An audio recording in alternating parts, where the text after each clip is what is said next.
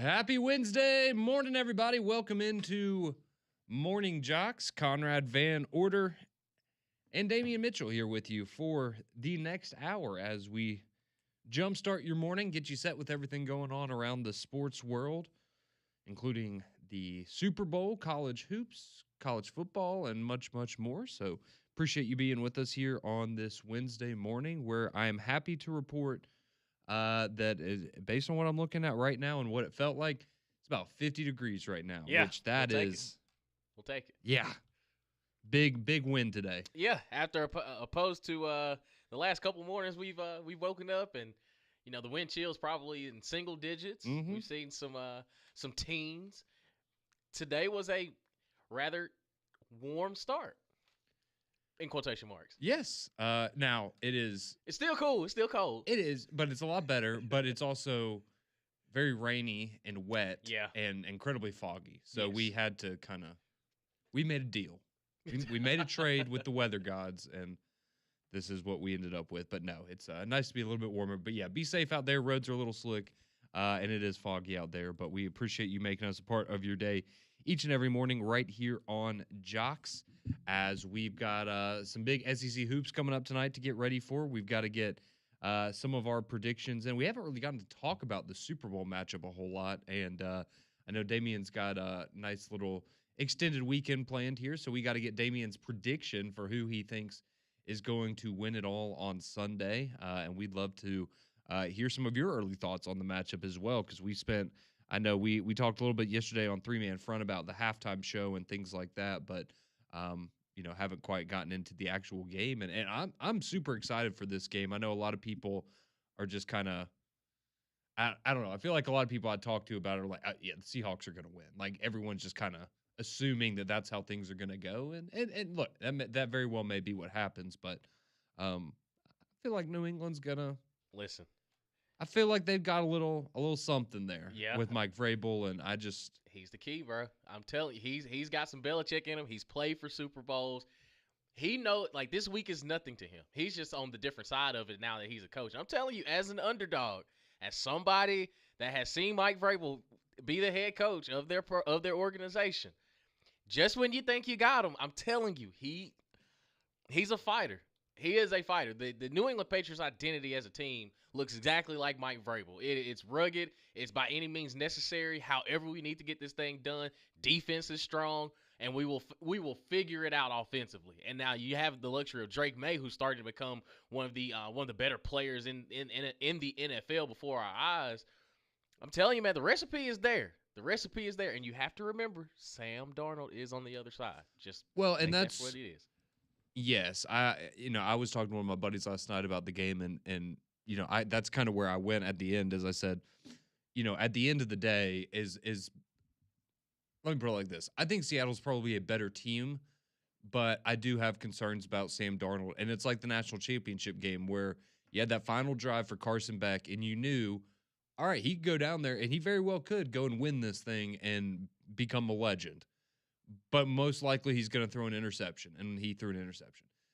It's kind of how I feel about Sam Darnold. It's like, you're telling me if there's a situation, and maybe it doesn't get to this, but if there's a situation late in the game where he's got to go and lead a drive to win a Super Bowl, maybe he does it. Maybe he does. But again, it's like, it's come on, it's Sam Darnold, right? Like eventually that's he's going to mess up. So it's going to be a lot of fun though on Sunday. We'll dive more into that a little bit later on. And again, Damian will get his prediction before he gets out of town, but going to be a lot of fun on Sunday with the Seahawks and the Patriots. But I actually wanted to start off in college football today because something just stupid happened yesterday. And if you missed the news or people talking about it, because I know a lot of people have voiced their displeasure online on social media yesterday about the information, but so basically there's some changes that are going to be coming to the schedule for the college football playoff for the next couple of years. But what we're specifically going to be talking about here is 2026. So this upcoming season, what's going to happen there with the college football playoff? Because man, they just, what'd they do to our baby, Damian? They just absolutely are butchering this thing. So the changes to the college football playoff schedule for this year. So typically, right, you have some games on New Year's Eve and then you'll have games on New Year's Day, right? That's traditionally how it's gone. Well, this upcoming year, you're not going to have any games on New Year's Eve. Instead, you're going to have a game on New Year's Eve, also known as December 30th. You're going to have one of the quarterfinal games on the 30th of December, and then you will have 3 of them on New Year's Day. So they're completely skipping New Year's Eve, and you might go, why would you do that? Well, because that's on a Thursday, and they don't want to go up against the Thursday night football game in the NFL. To which I say, okay, I understand that. Couldn't you have the game at like 3 o'clock on that Thursday? Thank you. I mean, you're going to have 3 games on New Year's Day. You can't have a game at 3 p.m. on. Give us the appetizer for it. Lead it in. Yeah, lead it into the NFL. Lead it into the NFL. Common sense. Common sense. You would think. One would think. But they're not doing that. So they're going to avoid New Year's Eve altogether. So you'll have 1 game on December 30th, 3 games on January 1st. And then it gets even worse, though. Because what's the worst part about the postseason? What's something we talked about? Man, it just feels like it goes on too long. The wait. Then you got to wait at the end to actually see the good stuff. Talking about the same thing with the Super Bowl, right? It's how many people watched the Pro Bowl last night? That was last night. Exactly. How many people even knew that it was last night? I don't know but that's why we Thursday. have this whole week. Right. No, it was last night. Oh, I didn't watch it because it's crap. But like, dang. I'm just saying, we have this whole week off between the game. We have the Pro Bowl. We got to do all this stuff. Nobody likes it. Just get to the game. We just want to see the game. All right, so now in college football, you're going to have a 2-week break now between the quarterfinals and the semifinals. So you're going to have a game on December 30th, January 1st. You're not going to have another game until January 14th and January 15th. Oh, yeah, and by the way, the national championship game is going to be a week later next year than it was this year. So now you're going to have a 2-week wait between the semifinals and the national championship game. That's insane. This is insane. So, I mean, seriously, think about it like this, all right? If you're one of the teams that gets a bye between, the end of your regular season or, whatever your conference championship game, you will play in a 6-week span 1 game. That's brutal. Because of all the breaks that you'll have, because you'll play a game or you'll have a month off, then you'll play a game in the quarterfinals, then you have 2 weeks off. Then if you win that one, you'll have 2 more weeks off, and then you'll play for a national championship. That's tough. That's tough. And the attrition that you wear on a college football season, having that much time off is like coaches are going to lose their absolute mind. Yeah. There's just only so much prep you can do. Especially so if you're sitting there the number 1 seed, you got to ramp up practice. You got to tell people, hey, we're scrimmaging. Like we have to keep this quote unquote wear and tear on us. We have to, because once again, I understand you want everybody at 100%, but if you haven't fired off of off the line, if you haven't fired off the ball in a game like setting for a month, you want to talk about rust buildup. That's the college football playoff. They've completely butchered this at every single level. Yeah, this is it's not great. So I guess the redeeming factor is that the 2027 I know this is confusing because the 2027 playoff, which will mostly take part in 2028, right, like the beginning of that year, that will go back to the normal schedule. So you'll play on New Year's Eve and New Year's Day because it won't conflict with Thursday night football. So it's just a 1-year thing that they're doing, going away from New Year's Eve, but you are going to have that gap in between, the 2-week gap between the quarterfinal and the semifinal. So this is just for the next 2 years, and then they're going to figure some things out and go. If they expand, whatever, that'll change things, obviously. So, this is just for the next 2 years. But yeah, the frustrating part is kind of like what you were just saying, right? Is it feels like even these types of situations, okay, if you can't agree on expansion, that's frustrating, but it's probably a more complicated matter than we really understand how you come to an agreement on that. But like, this is the stuff that seems easy, like not to do this stuff. That's the frustrating part, is it feels like in college football, the people that are making decisions in these situations, they're getting the little things wrong. Like, this should be the easy stuff. Like, if the SEC and Big Ten want to fight and be difficult, whatever. But like, these are supposed to be the adults that go, all right, we're going to We're gonna get crap done, Right. and this is what you get. Because to me, if you don't want to go head to head with the NFL, understandable. Like I said, give us a game at 11 o'clock on a Thursday. Most people are off work New Year's Eve, or they're starting to wind down, getting set for New Year's Day. It's a Thursday. Even if you don't want to have it at 11, do a 3 p.m. kickoff that leads us into the NFL game, because we're going to be juiced up, ready to watch some football.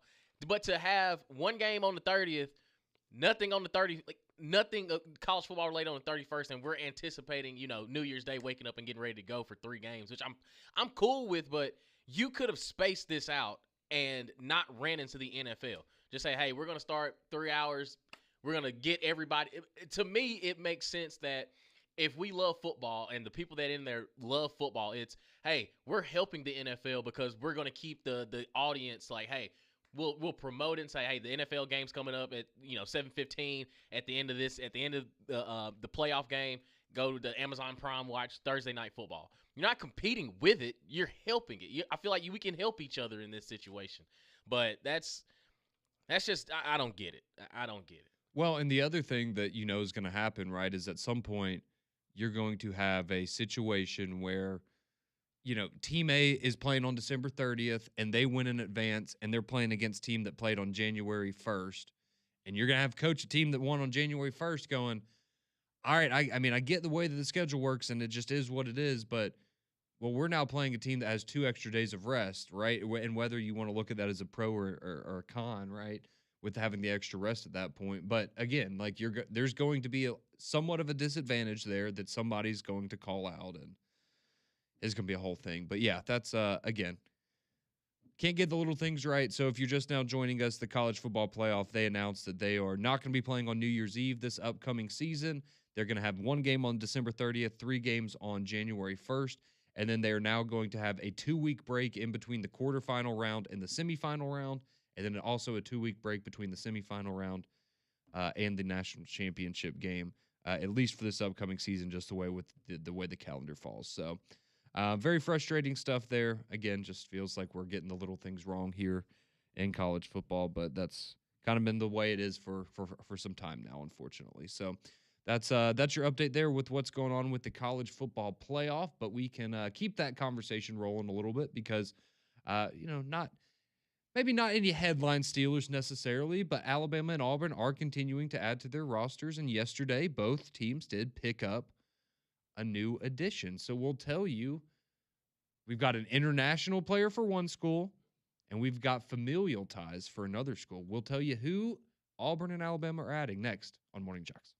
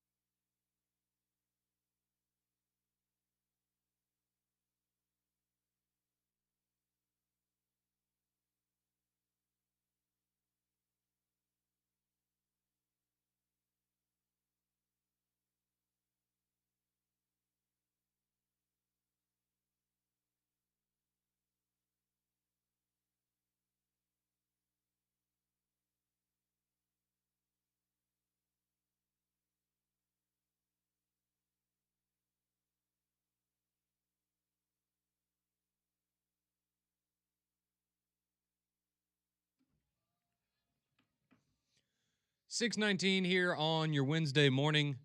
Welcome back into Morning JOX. Conrad and Damien here with you until 7 when we will hand you off to McElroy and Kublick in the morning. And they will continue the college football conversation. And I'm sure they'll have plenty of thoughts on what we were just discussing, which is the updated schedule for the college football playoff, which is stupid. And as what everyone wants, which is more body texted into the courtesy GMC text line in the break. And you can do so as well at 205-834-945. Chime in on the conversation, whatever's on your mind. But somebody said, why are y'all so upset about this? We live in a content-first world now, so this should be great about having January. The standpoint of, yeah, we would have a championship game. There's two things with that. One, we need the SEC championship game.